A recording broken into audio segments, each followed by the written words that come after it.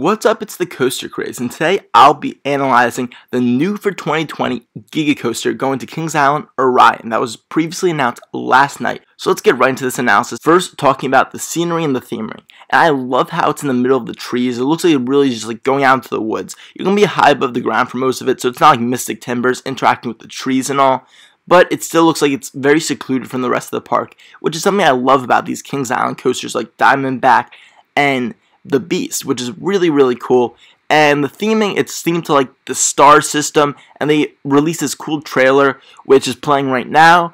And I don't know how much there's going to be during like the actual queue line, if it's going to be Copperhead Strike level with the actual storyline, but that'd be very cool. So basically the trailer explains how there's a meteor storm that's coming, and there's a new planet in the Orion constellation, and the ride is basically a simulator for it, and there's volunteers needed to help save like the constellation, the galaxy, I guess, which I think is pretty cool. It'd be great if they expanded on this in the queue because it's a bit different of a theme, and it's going to be in their new Area 72 section of the park, which is more like extraterrestrial, mysterious, and the 72 I think is because the park opened in 1972 that is, which is very cool, and it'll probably have like Flight of Fear in it as well. This is kind of a replacement for Firehawk, which used to be in that like little Area 51 style section of the park.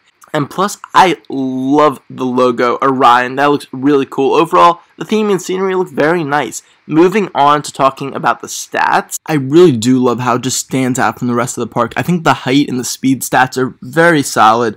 I mean, 287 feet tall, 300 foot drop. It's the bare minimum for a Giga coaster, but I mean, when you're talking Giga, that's still a massive roller coaster. It's going to be the tallest and fastest in the park. 91 miles per hour, super fast top speed. The big stat that I have a bit of an issue with, though, is the 5,321 feet of track, which is like a sort of long hypercoaster length, but for a Giga coaster, that's very short, unfortunately. And when you're flying at 91 miles per hour, the layout goes by pretty quickly. And I think that's a bit unfortunate because, well, I was really hoping it, maybe not as long as Fury 325, but at least get maybe to the 6,000 foot range. That would have been very nice, but instead, it's kind of more like Leviathan.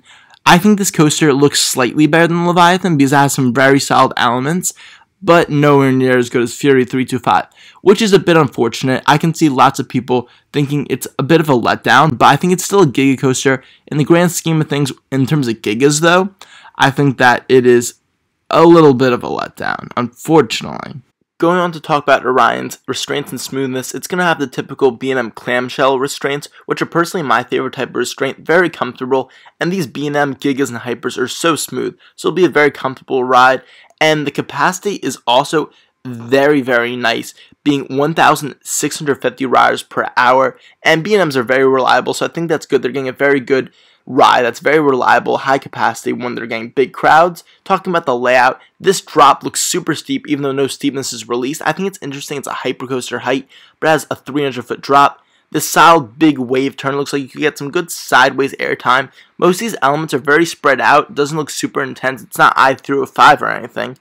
Pretty good turnaround right here. Reminds me slightly of the treble clef from Fury 325. This hill might actually give some ejector because it's a bit lower and looks like it goes through very fast.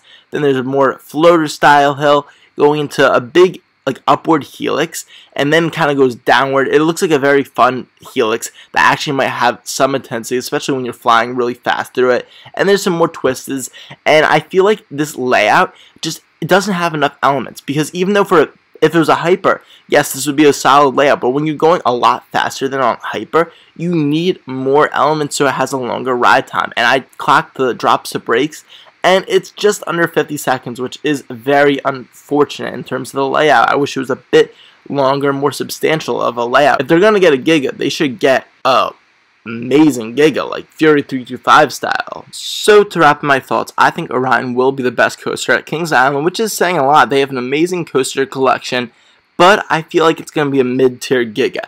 Definitely not as good as Fury 325 or I-305, but I think it'll be better than Leviathan.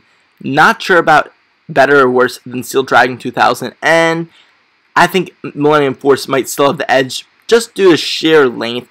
This coaster just is way too short, which is unfortunate that when they're getting a Giga, they didn't go all out. But nevertheless, it still looks like an amazing Giga coaster with some fantastic elements, a really phenomenal drop, And it's just great to see another massive B&M Giga coaster come to the States. It's been a good 5 years, and I can't wait to see more.